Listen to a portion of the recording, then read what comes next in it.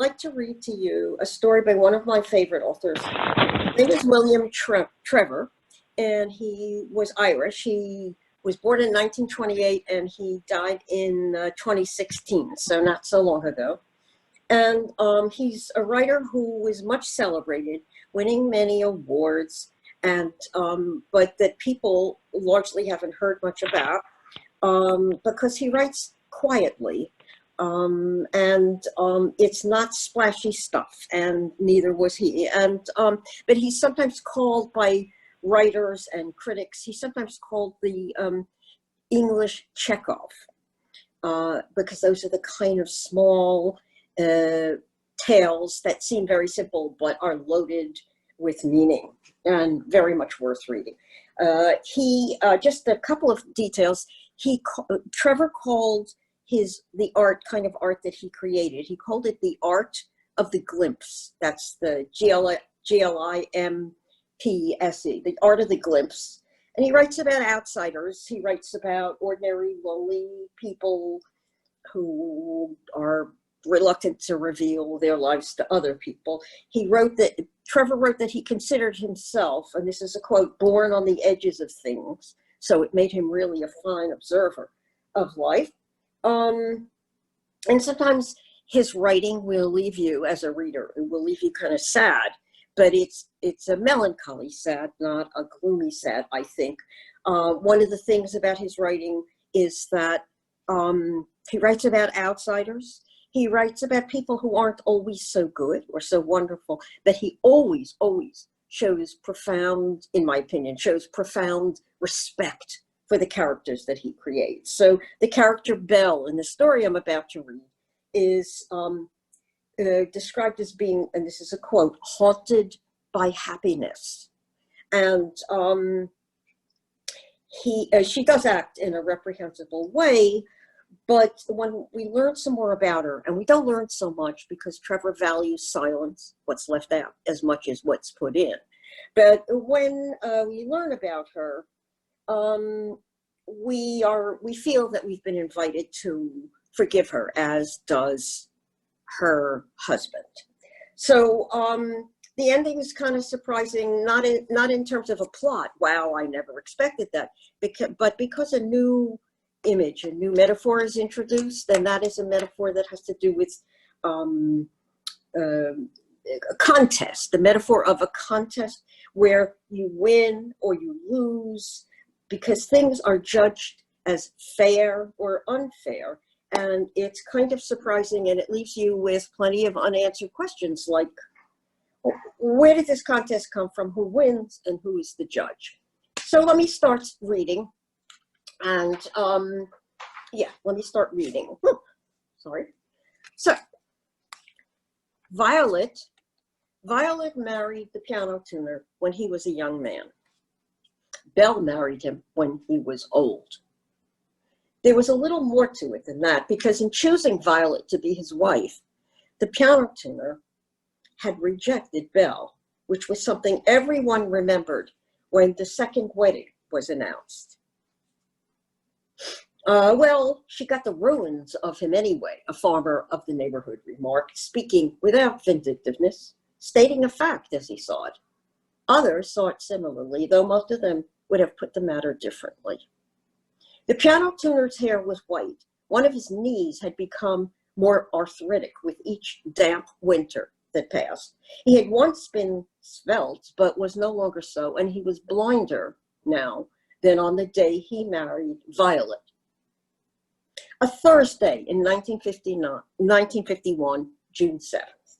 The shadows he lived among now had less shape and less density than those of 1951. I will, he responded in the small Protestant church of St. Coleman, standing almost exactly as he had stood on that other wedding afternoon. And Belle, in her 59th year, repeated the words her one-time rival had spoken before this altar also. A decent interval had elapsed. No one in the church considered that the memory of Violet had not been honored, that her passing had not been distressfully mourned. And with all my worldly goods I thee endow, the piano tuner stated, while his new wife thought she would like to be standing beside him in white instead of suitable wine red. She had not attended the first wedding, though she had been invited. She kept herself occupied that day, like whitewashing the chicken shed. But even so, she'd wept. And tears or not, she was more beautiful and younger by almost 5 years than the bride, who so vividly occupied her thoughts as she battled with her jealousy. Yet he had preferred Violet, or the prospect of the house that would one day be hers, Belle told herself bitterly, in the chicken shed, and the little bit of money there was an easement in a blind man's existence. How understandable, she was reminded later on, whenever Belle saw Violet guiding him as they walked, whenever she thought of Violet making everything work for him, giving him a life. Well, so could she have. As they left the church, the music was by Bach, the organ played by someone else today, for usually it was his task. Groups formed in the small graveyard that was scattered around the small gray building, where the piano tuner's father and mother were buried, with ancestors on his father's side from previous generations. There would be tea and a few drinks for any of the wedding guests who cared to make the journey to the house 2 miles away. But some said goodbye now, wishing the pair happiness. The piano tuner shook hands that were familiar to him, seeing in his mental eye faces that his first wife had described for him. It was the depth of summer, as in 1951, the sun warm on his forehead and his cheeks and on his body through the heavy wedding clothes. All his life he had known this graveyard, had first felt letters on the stones as a child, spelling out to his mother the names of his father's family. He and Violet had not had children themselves, though they'd have liked them. He was her child, it had been said, a statement that was an irritation to Belle whenever she heard it. She would have given him children. Of that she felt certain.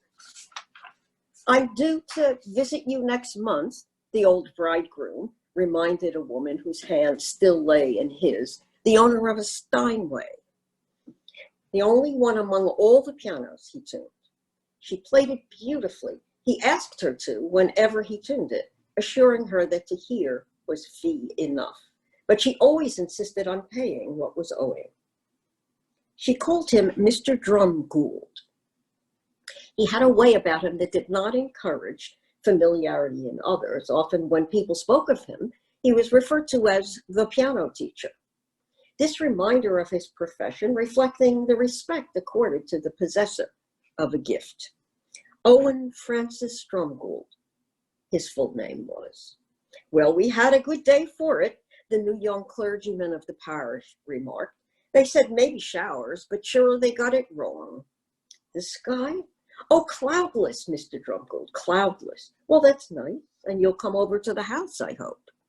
"He must, of course," Belle pressed, and then hurried through the gathering in the graveyard to reiterate the invitation, for she was determined to have a party.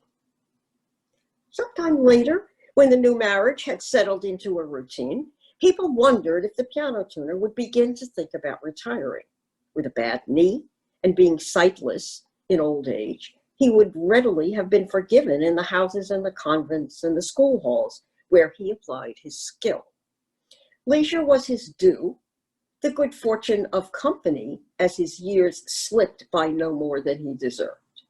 But when occasionally this was put to him by the loquacious or the inquisitive, he denied that anything of the kind was in his thoughts, that he considered only the visitation of death as bringing about any kind of end. The truth was, he would be lost without his work. Just lost my place. Without his traveling about, his arrival every 6 months or so in one of the small towns to which he had offered his services for so long. No, he promised, they'd still see the white Vauxhall turning in at a farm gate, or parked for half an hour in a convent play yard, or drawn up on a verge while he ate his lunchtime sandwiches his tea poured out of a thermos by his wife. It was Violet who had brought most of this activity about. When they married, he was still living with his mother in the gate lodge of Barnagorm House.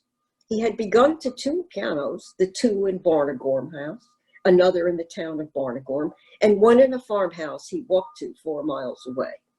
In those days, he was a charity because he was blind.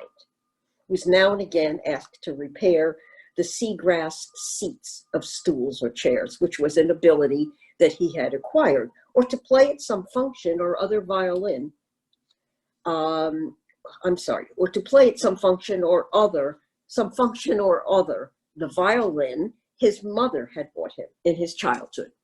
But when Violet married him, she changed his life. She moved into the gate lodge, she and his mother not always agreeing, but managing to live together nonetheless. She possessed a car, which meant she could drive him to wherever she discovered a piano, usually long neglected. She drove to houses as far away as 40 miles. She fixed his charges, taking the consumption of petrol and wear and tear into account. Efficiently, she kept an address book and marked in a diary the date of each next tuning. She recorded a considerable improvement in earnings and saw that there was more to be made from the playing of the violin than had been realized. Country and Western evenings in lonely public houses, the crossroads platform dances of summer, a practice that in 1951 had not entirely died out. Owen Drumgold delighted in his violin and would play it anywhere for profit or not, but Violet was keen on the profit. So the first marriage busily progressed, and when eventually Violet inherited her house, her father's house, she took her husband to live there. "Now tell me what's there," her husband requested often in their early years. And Violet told him about the house she had brought him to, remotely situated on the edge of the mountains that were blue in certain lights. Standing back a bit from a bend in a lane, she described the nooks in the rooms, the wooden window shutters he could hear her pulling over and latching when the wind from the east caused a draft that disturbed the fire in the room once called the parlor. She described the pattern of the carpet on the single flight of stairs, the blue and white porcelain knobs of the kitchen cupboards, the front door that was never opened. He loved to listen. His mother, who had never entirely come to terms with his affliction, had been very impatient. His father, a stableman at Barnagorm House, who died after a fall he had never known. "Lean as a greyhound," Violet described his father from a photograph that remained. She conjured up the big, cold hall of Barnagorm House. Quote, "What we walk around on the way to the stairs is a table with a peacock on it, an enormous silvery bird with bits of colored glass set in the splay of its wings to represent the splendor of the feathers. Greens and blues," she said when he asked the color. And yes, she was certain it was only glass, not jewels, because once when he was doing his best with the badly flawed baby grand in the drawing room, she had been told that. The stairs were on a curve he knew from going up and down them so often. The first landing was dark as a tunnel, Violet said, with 2 sofas, one at each end, and rows of unsmiling portraits, half lost in the shadows of the walls. "We're passing Ducey's now," Violet would say. "Father Feely's getting petrol at the pumps." Esso it was at Ducey's. And he knew how the word was written because he'd asked and had been told. 2 different colors were employed in that sign.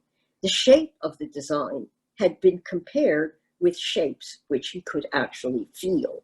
He saw through Violet's eyes the gaunt facade of the McCurdy's house.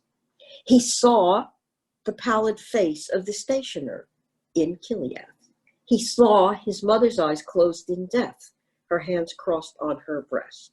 He saw the mountains, blue on some days, misted away to gray on others. A primrose isn't flamboyant, Violet said, more like straw or country butter with a spot of color in the middle. And he would nod, and he would know. Soft blue like smoke, she said about the mountains, the spot in the middle more orange than red. He knew no more about smoke than what she had told him, but he could tell these sounds. He knew what red was, he insisted, because of the sound. Orange, because you could taste it. He could see red in the SO sign and the orange spot in the primrose. Straw and country butter helped him, and when Violet called Mr. Whitten gnarled, it was enough. A certain Mother Superior was austere. Anna Craigie was fanciful about the eyes. Thomas in the sawmills was a striel. Bat Conlon had the forehead of the Merrick's retriever, which was stroked every time the Merrick's Broadwood piano was attended to. Between one woman and the next, the piano tuner had managed without anyone, fetched by the possessors of piano and driven to their houses, assisted in his shopping and his housekeeping. He felt he had become a nuisance to people, and he knew that Violet would not have wanted that, nor would she have wanted the business she built up for him to be neglected. Because she was no longer there, she was proud that he played the organ in St. Coleman's Church. Don't ever stop doing that, she whispered sometime before she whispered her last few words. And so he went alone to the church. It was on a Sunday, when almost 2 years had passed, that the romance with Belle began. Since the time of her rejection, Belle had been unable to shake off her jealousy, resentful because she had looks and Violet hadn't. Bitter because it seemed to her that the punishment of blindness was a punishment for her too. For what else but a punishment could you call the dark that the sightless lived in? I'd like to read that sentence again. For what else but a punishment could you call the dark the sightless lived in? And what else but a punishment was it that the darkness should be thrown over her beauty? Yet there had been no sin to punish, and they would have been a handsome couple, she and Owen Drumgold. An act of grace it would have been, her beauty given to a man who did not know that it was there. It was because her misfortune did not ever cease to nag at her that Belle remained unmarried. She assisted her father first and then her brother in the family shop, making out tickets for the clocks and watches that were left for repair, noting the details for the engraving of sports trophies. But even while that time passed, there was no man in the town who lived up to the one who had been taken from her. Belle had been born above the shop, and when house and shop became her brother's, she continued to live there. Her brother's children were born, but there was still room for her, and her position in the shop itself was not usurped. It was she who kept the chickens at the back, who always had been in charge of them, given the responsibility on her 10th birthday. That too continued. That she lived with a disappointment had long ago become part of her, had made her what she was. It was in her eyes, some people noted, even lent her beauty a quality that enhanced it. When the romance began with the man who had once rejected her, her brother and his wife considered she was making a mistake, but did not say so, only laughingly asked if she intended to take the chickens with her.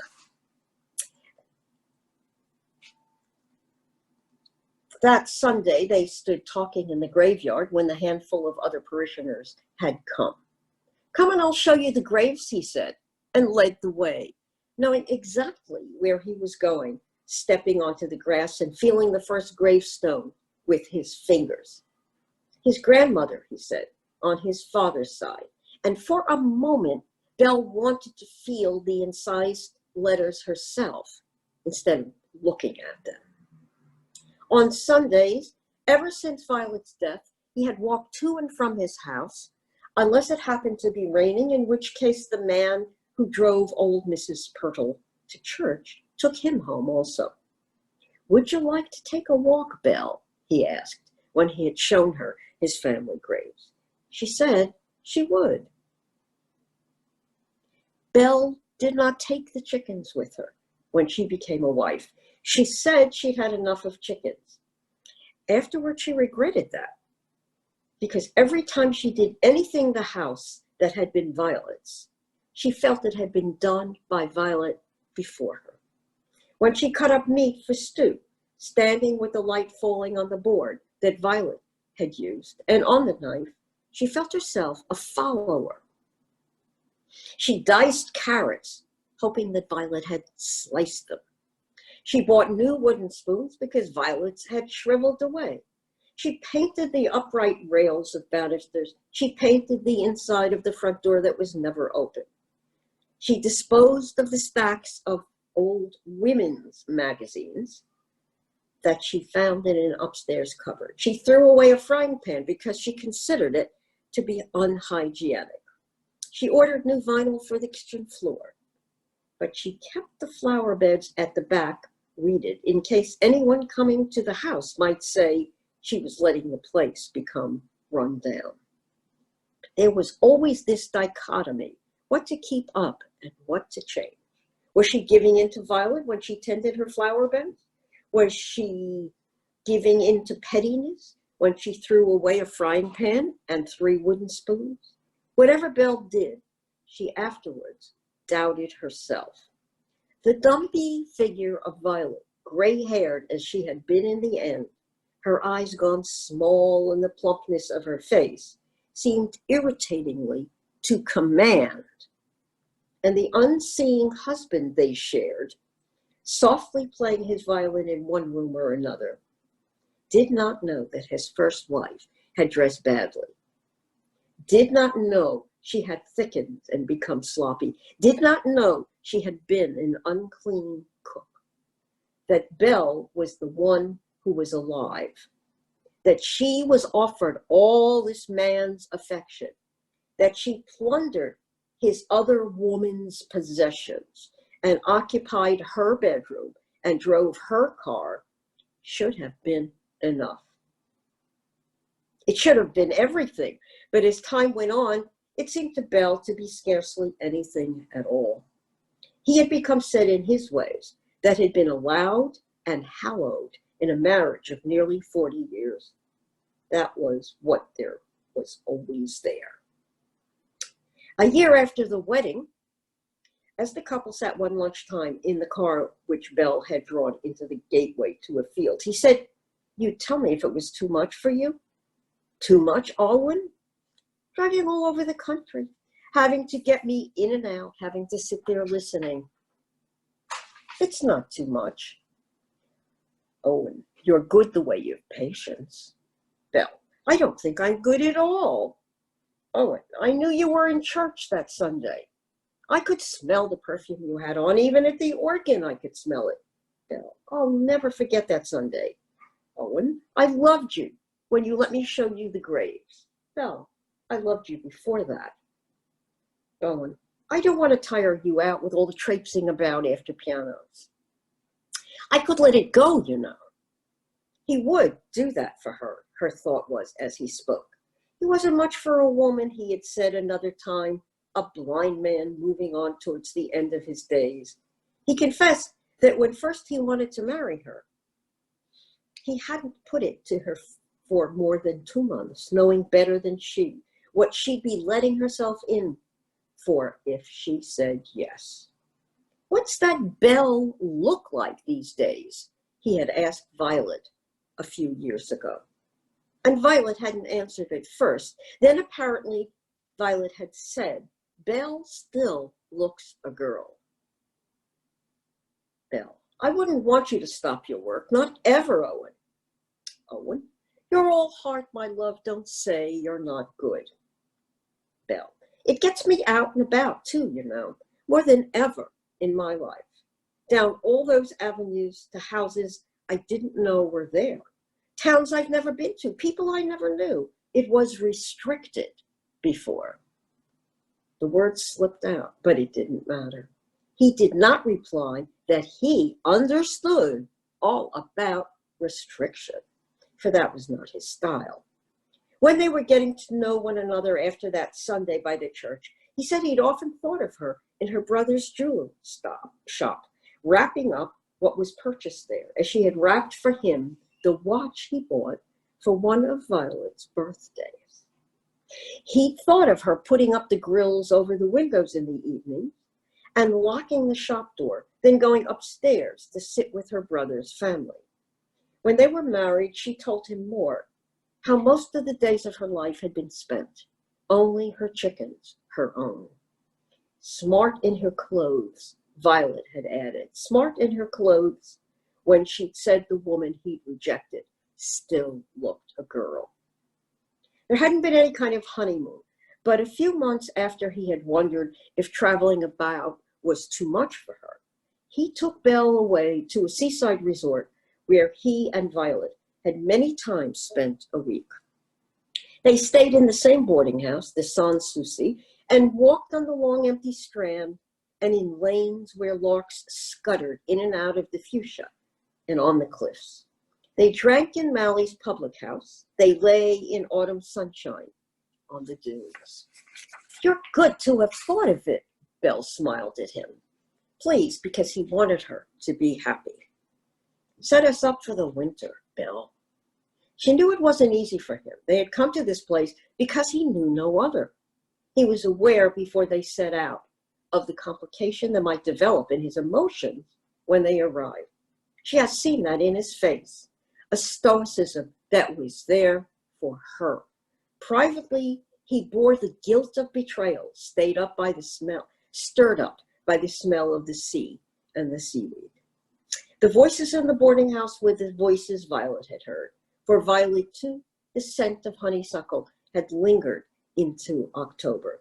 It was Violet who first said a week in the autumn sun would set them up for the winter. That showed in him also a moment after he spoke the words. I'll tell you what we'll do, he said. When we're back, we'll get you the television, Belle. Oh, but you, Owen says, you tell me.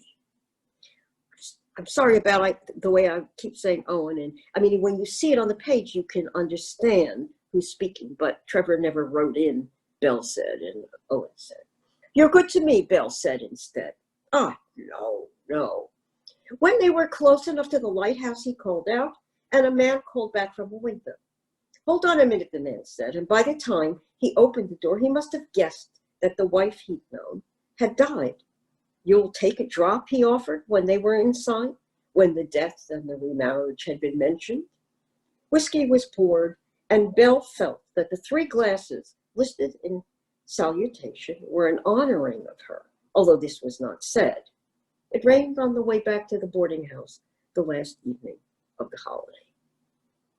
Nice for the winter, he said, as she drove the next day through rain that didn't cease. The television. When it came, it was installed in the small room that was once called the parlor, next to the kitchen. This was where mostly they sat, where the radio was.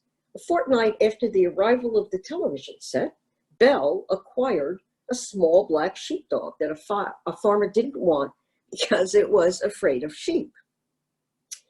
This dog became hers and was always called hers. She fed it and looked after it. She got it used to traveling with them in the car. She gave it its new name, Maggie, which it answered to in time. But even with the dog and the television, with additions and disposals in the house, with being so sincerely assured that she was loved, with being told she was good, nothing changed for Belle. The woman who for so long had taken her husband's arm, who had guided him into rooms of houses where he coaxed pianos back to life, still claimed existence. Not as a tiresome ghost, some unforgiving specter uncertainly there, but as if some part of her had been left in the man that she loved. Sensitive in ways that other people weren't, Owen Drumgold continued to sense his second wife's unease. She knew he did. It was why he had offered to give up his work, why he'd taken her to Violet's seashore and borne there the guilt of his betrayal of Violet, why there was a television set now and a sheepdog. He had guessed why she'd recovered the kitchen floor. Proudly, he had raised his glass to her in the company of a man who had known Violet. He had sat with her in the dining room of the boarding house and in Mally's public house. Belle made herself remember all that.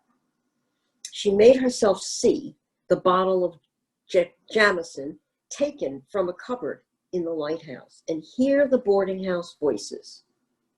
He understood. He did his best to comfort her. His affection was in everything that he did. But Violet would have told him which leaves were on the turn. Violet would have reported that the tide was going out or coming in. Too late, Belle realized that. Violet had been his blind man's vision. Violet had left her, Belle, no room to breathe. One day, coming away from the house that was the most distant one they had visited, the first time Belle had been there, he said, "Did you ever see a room as somber as that one? Is it the holy pictures that do it?" Belle backed the car and straightened it, then edged it through a gateway that 30 years ago hadn't been made wide enough.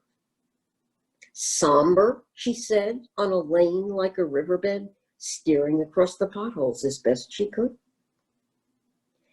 "Oh, we used to wonder, could it be they didn't want anything colorful in the way of wallpaper, in case it wasn't respectful to the pictures." Belle didn't comment on that. She eased the Vauxhall out onto the tarred road and drove in silence over a stretch of bogland.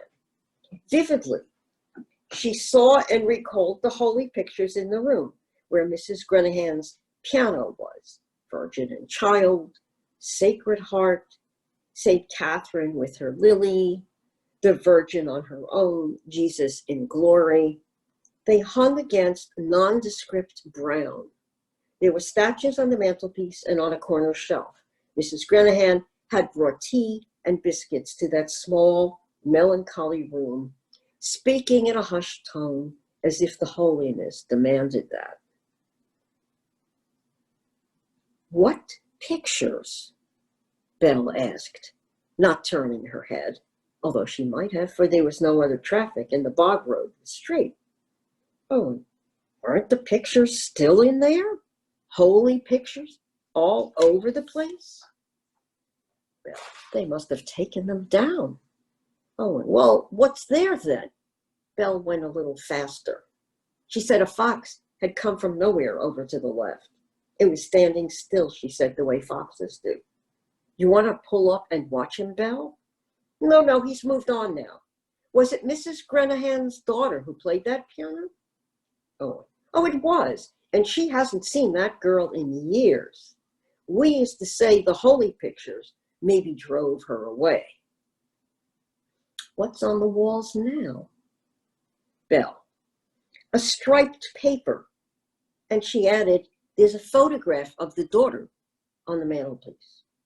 Sometime later, on another day, when he referred to one of the sisters at the convent in Mina as having cheeks as flushed as an eating apple, Belle said that the nun was chalky white these days, her face pulled down and shaken. "She has an illness, so," he said. Suddenly more confident, not caring what people thought, Belle rooted out Violet's plants from the flower beds at the back and grassed the flower beds over. She told her husband of a change at Ducey's garage. Texaco sold there instead of Esso. She described the Texaco logo, a big red star, and how the letters of the word were arranged. She avoided stopping at Ducey's in case a conversation took place there, in case Ducey were asked if Esso had let him down. Or what? "Well, no, I wouldn't call it silvery exactly, Belle said about the peacock in the hall of Barnacle House. If they cleaned it up, I'd say it's brass underneath. Upstairs, the sofas at each end of the landing had new loose covers, bunches of different colored chrysanthemums on them. Well, no, not lean. I wouldn't call him that, Belle said, with the photograph of her husband's father in her hand. A sturdy face, I'd say. A schoolteacher whose teeth were once described as gusty had false teeth now, less of a mouthful, her smile sedate. Time had apparently drenched the bright white of the McCurdy's facade, almost a gray, you'd call it. Forget-me-not blue, Belle said one day, speaking of the mountains that were blue when the weather brought that color out. You'd hardly credit it. And it was never again said in the piano tuner's house that the blue of the mountains was the subtle blue of smoke. Owen Dromgold had run his fingers over the bark of trees. He could tell the difference in the outline of their leaves.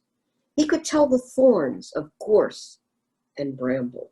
He knew birds from their song, dogs from their bark, cats from the touch of them on his legs. There were the letters on the gravestones, the stops of the organ, his violin. He could see red bellies on holly and cotton Easter. He could smell lavender and thyme. All that could not be taken from him.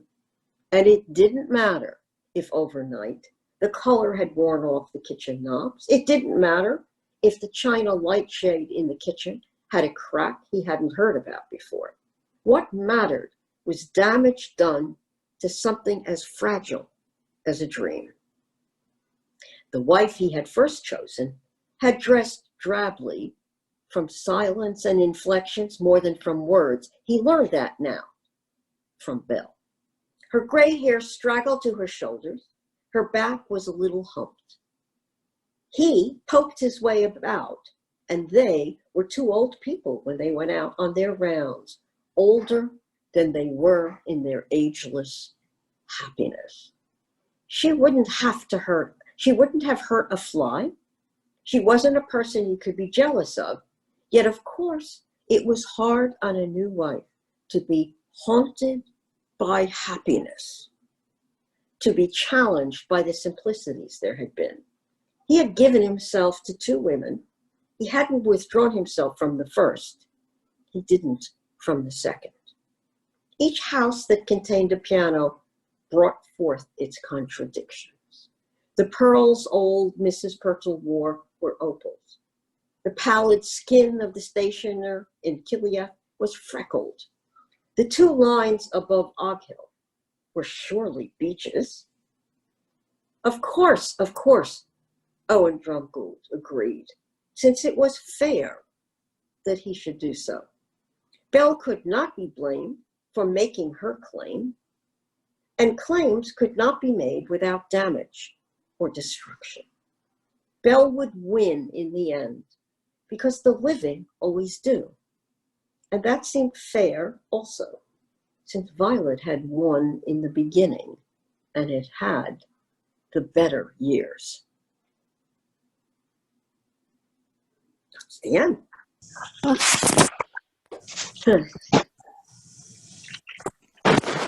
Comments?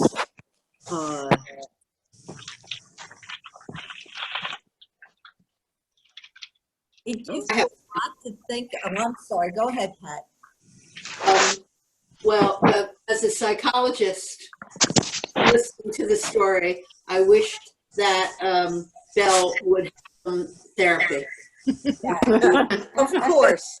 To work through her feelings about Violet and have some peace in her life. Yes. Because without... She would be insulted. She would be insulted if I suggested that? Oh, well, poor thing. Well, she's just going to have to suffer the rest of her life then. And feel sad and miserable. Yeah. And comparing. I think I thank you for that story. I don't know that author, and the descriptions are fabulous. Yes, yes. He must have been quite a charming guy. Yeah, yeah. He was. He did. He said that he always had felt like an outsider. That's Like just a what? I'm sorry. He felt like a what? An outsider.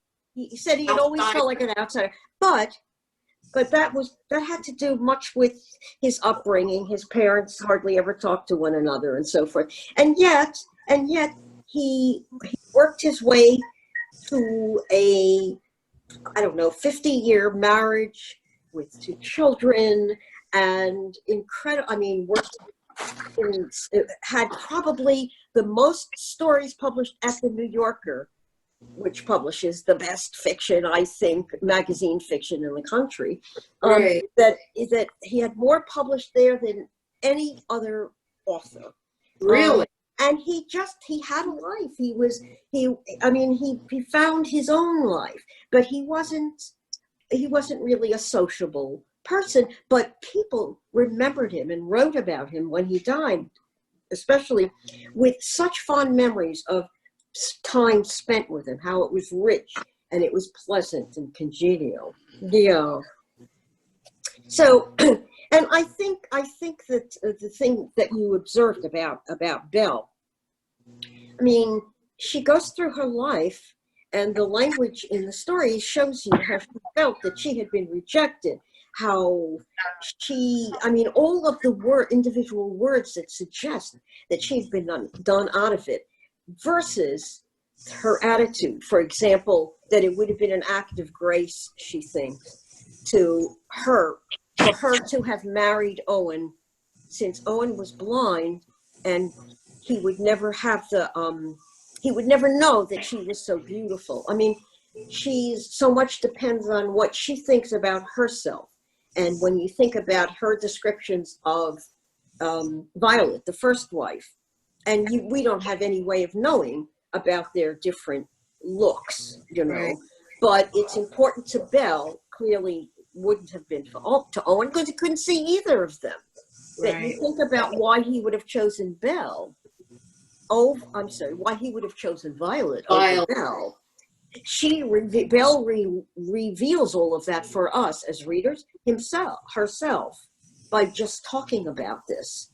Why would you really want to be married to Belle? And I think Owen pretty clearly gets that finally, but he's not going to act on it, he's just going to be as kind to her as he can. But she is lucky. Well, I think it was sad that she really wasted her whole life by this obsession with the man. She was obsessed, yes.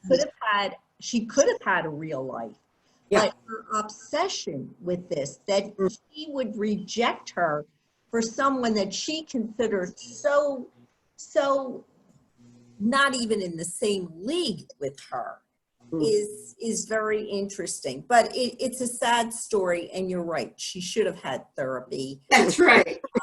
Really, yeah, she should have. But I wonder what made Owen, after all that time, choose her. Was it that he really kind of had her on the back burner and was because he'd ask about her? Just like the short stories that we've had before.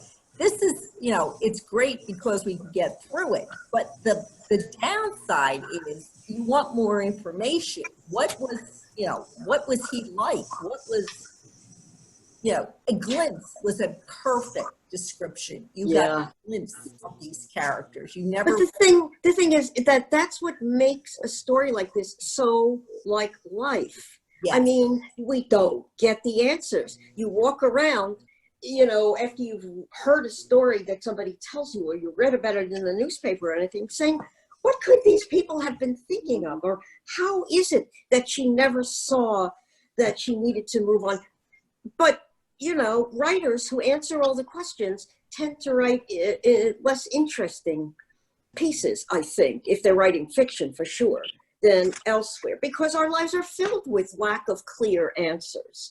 I mean, what is this business suddenly? We know it's Belle's point of view that this has been a contest and that she set out to wipe out every sign of Violet so that he would only have Belle in his world. But suddenly we see this in her terms, that she would win in the end because the living always did. And even that's not enough for her, even, that she could just hang on. But no, that seemed fair that she should win. Fair, since Violet had won in the beginning and had had the better years. It doesn't seem to me as a reader that I detect that kind of push and pull between Violet and Owen, where Violet was doing what she did in order to sort of she could get points for her excellence as wife. It seemed more, I think, that she was just by nature inclined to do that. And she did it so well. And there is that one moment that's kind of heartbreaking for all three of them, when suddenly Belle realizes or thinks, and this is not what Owen would ever have said aloud, but that if Violet had been along on this trip to the seashore, that Violet would have said, "Oh, look, the leaves are turning," or, "Oh, look, the tide is coming in." And there's that one sentence where Belle thinks to herself, "I should have done that." But the whole point was she would never have thought of doing it, because Belle was so invested in making her what she saw as her terrible deprived life better, that how could she be thinking about Owen in the way that Violet did? Well, And perhaps isn't that why he chose Violet rather than Belle? It seemed like a good. She was Yeah, very like a good supportive choice. of him. She Yes. became his eyes. Yes, absolutely. And that's something that Belle was aware of, but was judging. I mean, mainly what Belle, who seemed perfectly intelligent enough to see that, as everybody else did, but that Belle only could judge Violet by what she looked like. And since we only have it through Belle's eyes, we don't even know how much of it was accurate and how much of it was Belle trying to keep looking like the girl. I mean, maybe you don't want to remarry as a widower. You're old, and maybe you don't want to marry the best looking person. Maybe it's not a factor ever. So learning that she still looked the girl. Probably because it's severed, doesn't it? Yeah. Joellen? Yes. Hi, Paula. I just was wondering about the statement you said that the living always wins.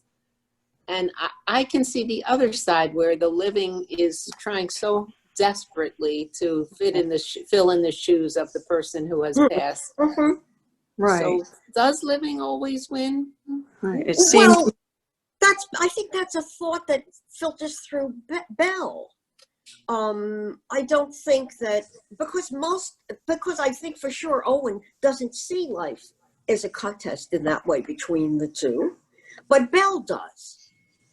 And But I think in her eyes, though, she wasn't winning.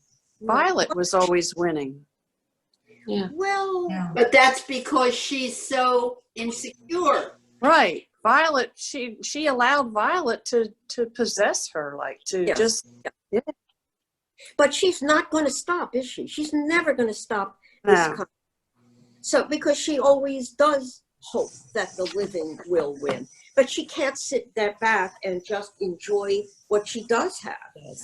She can't enjoy, ironically, what she always wanted because she didn't get there first. Right.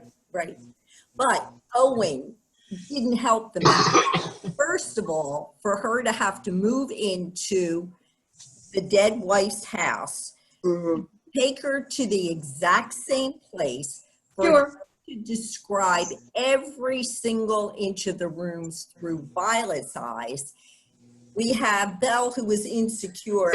I'm still not getting why Belle wanted to marry this guy. It out of spite, but finally she got to get this, because clearly, and he was kind and he did care about her. And you're absolutely right. A lot of this was in her own head, but she could say to him, I can't live in this house. I can't continue to live Violet's life. I need my life.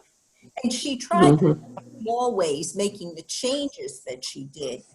But, and also, I mean, the comment about him feeling guilty, betraying Violet by taking Belle. So why keep her there? There's a million other places, I'm sure. But the story says, What he knew. that how could he choose? He only knew one place, and that was the place that Violet said, let's go to the seaside. And he said, that's a good idea. And they went to where she chose. And then they went there all the time because they had such a fine time together there.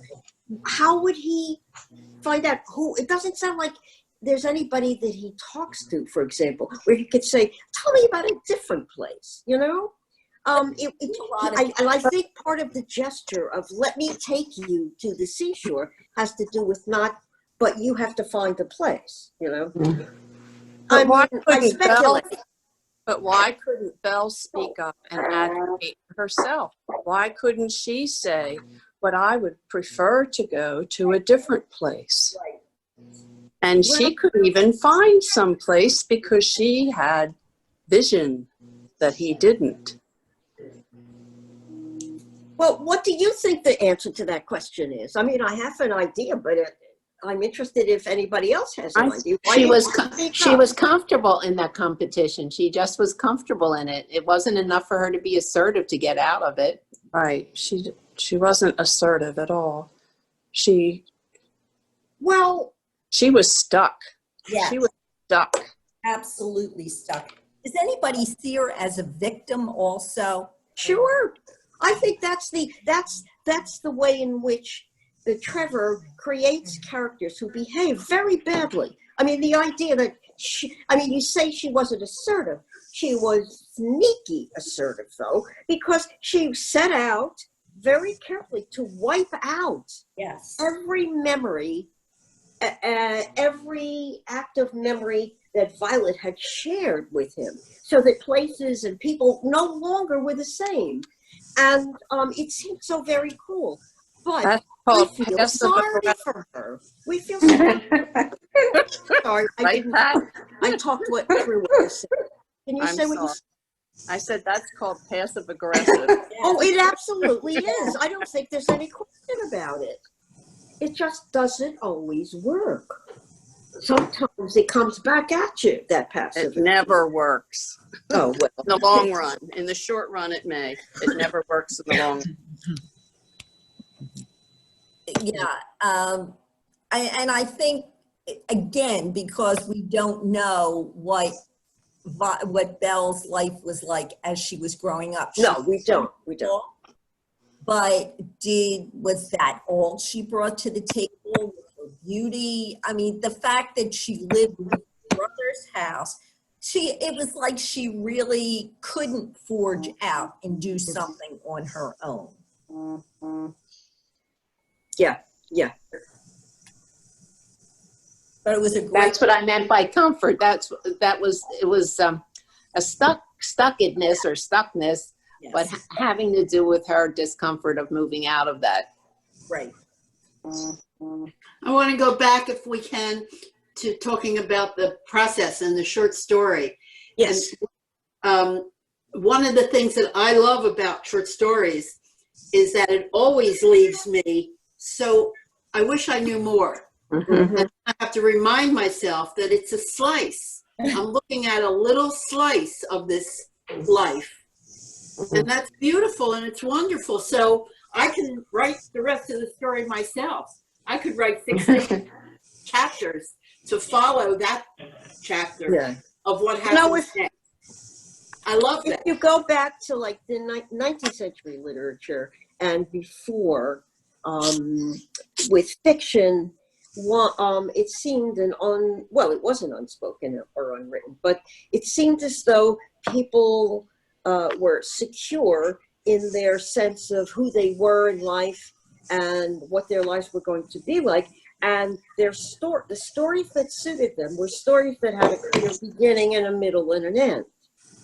It's a satisfaction, like even going way back to fairy tales that you tell children and so forth. But by the time you get into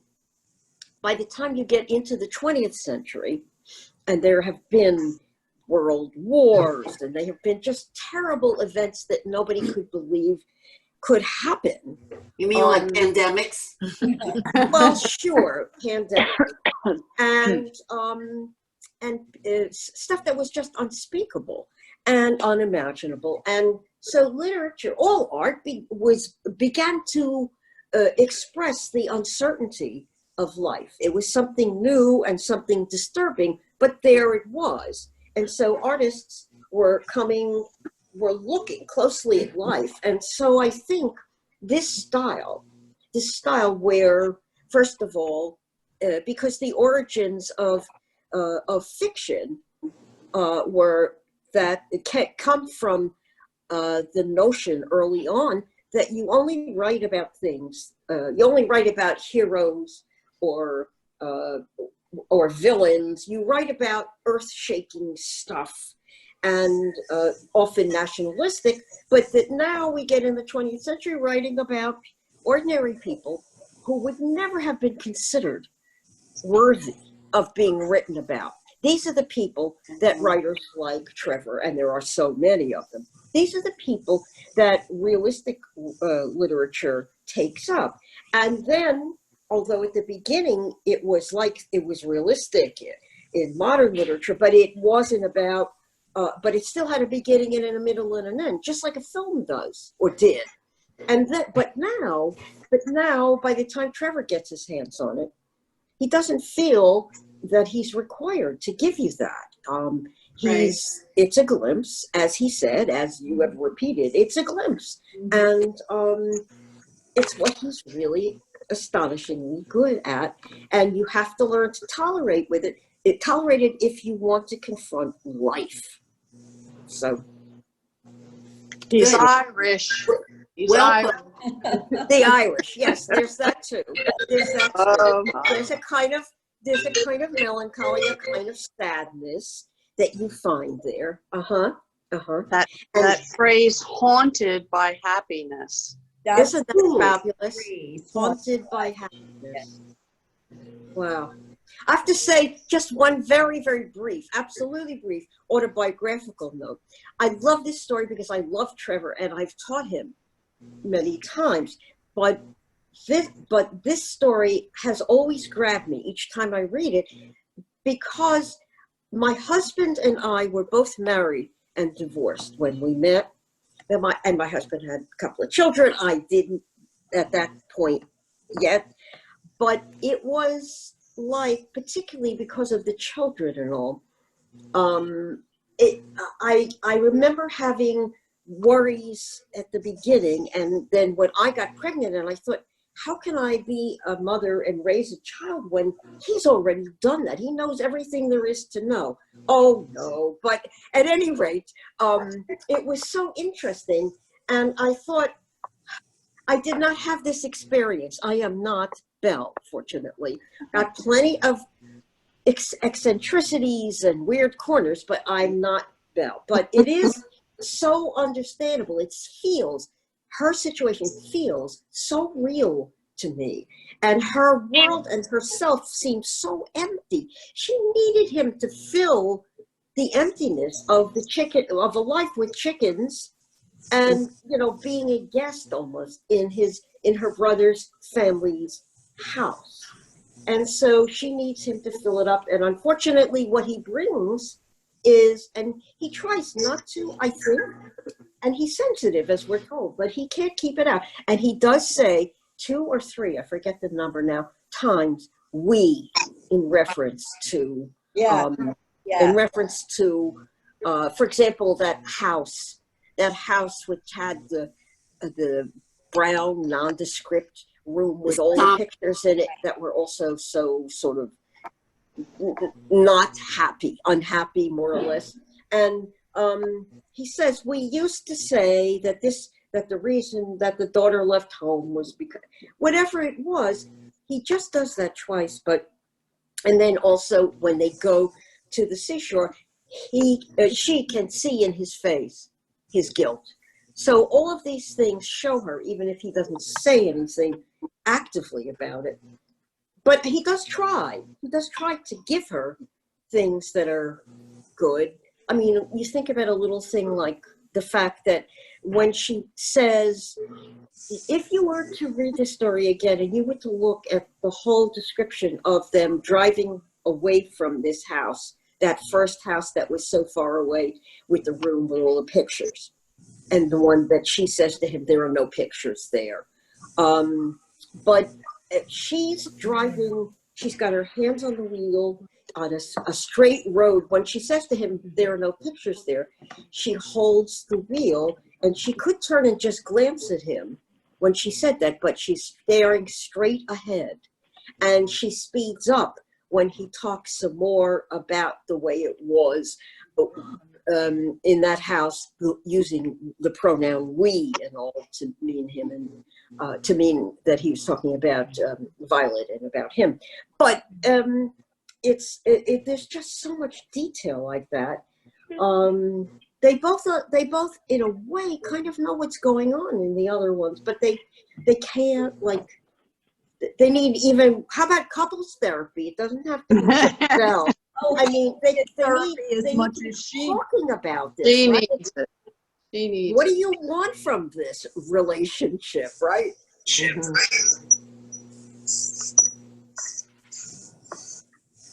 She enjoyed being unhappy. I guess so. I don't know why else she would have continued. She didn't seem like she was enjoying herself, but you know, there must have been something in it for her, or she wouldn't have kept up that that desire to marry him. Right. Once this happened. And who knows about Owen? I mean, he's very smart. He's very sensitive. But I mean, somebody asked why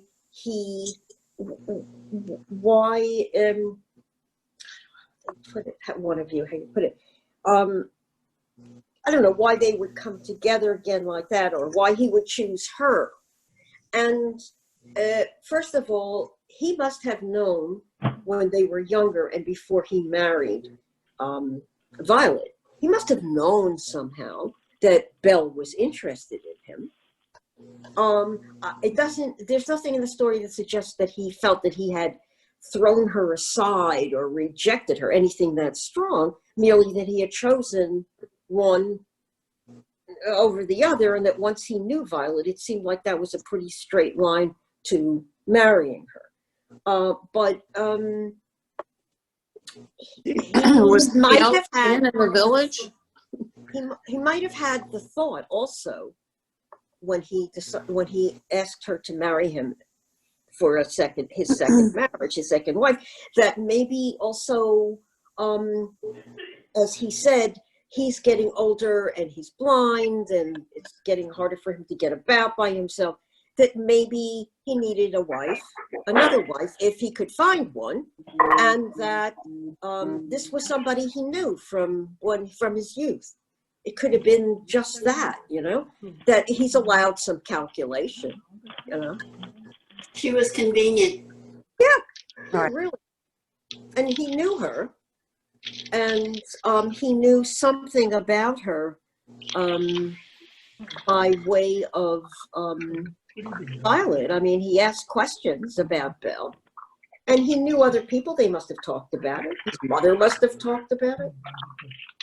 So, yeah. To the store, because remember it said that he knew about her brother, so she had probably been in the store. But what I wonder is, did they actually ever date? I mean, was there ever anything between them prior to him marrying Violet? It's hard to know.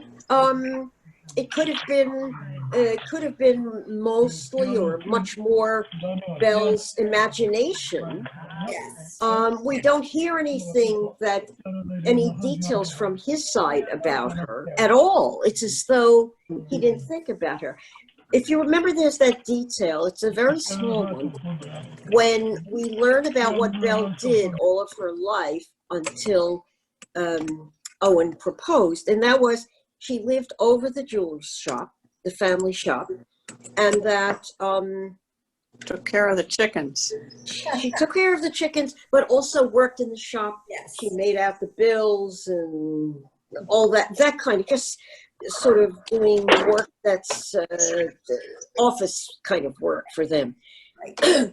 And he says to her, this is after they've married, I think, or at least it's after they've begun their romance. I just now this minute can't think of it.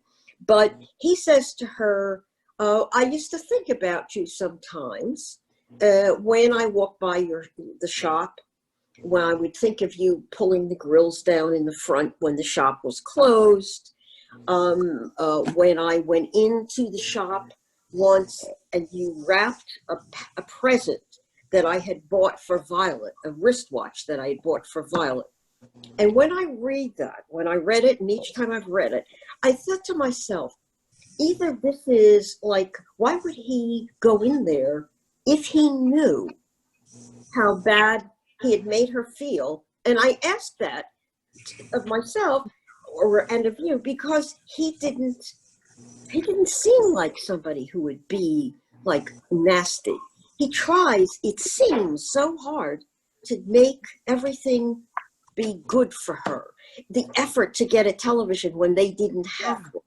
Yes. Or, I mean, there are things, or when she says, oh, I'm sorry, and she drives faster, I think because she's upset with, I think the idea of saying there are no pictures just came to her in that time in the house, and then his using the pronoun we afterward. And so that all occurred while she was driving the car. And I think the way she drives the car, with like fast or staring straight ahead, those descriptions are in there where they haven't been in other descriptions of their driving or how she drove, because they're a way of our seeing how upset or distressed she was. Owen didn't know it because he couldn't see how she was driving. But when he says, I'm driving, when he says, are you okay? And she says, no, I just saw a fox on the road. And he says, would you like me to stop so you can look at the fox? I mean, I think he does kind things. Not a saint. So Joellen, we're going to have to just, does anybody have any last comments before we? I would just dispute the fact that Violet got the best of him. We don't know how he was. It may be he may not have been as kind. He may not have been as considerate when Violet was married to him.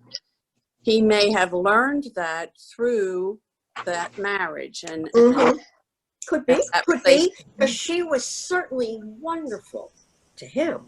Right. Yes, right. Yes, I think he could have. There was very little in his life that would have taught him that, I think, up until marrying Violet.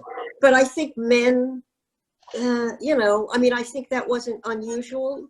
Was much more a common way to enter into a marriage than today, where at least men know they're supposed to behave better, even if they don't.